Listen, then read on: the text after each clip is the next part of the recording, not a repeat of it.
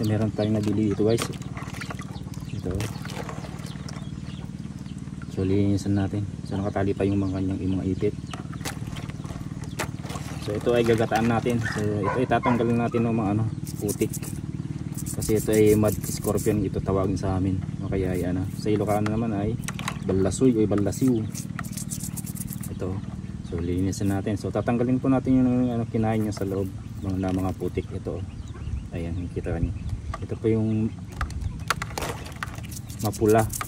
Kasi ito naman wala.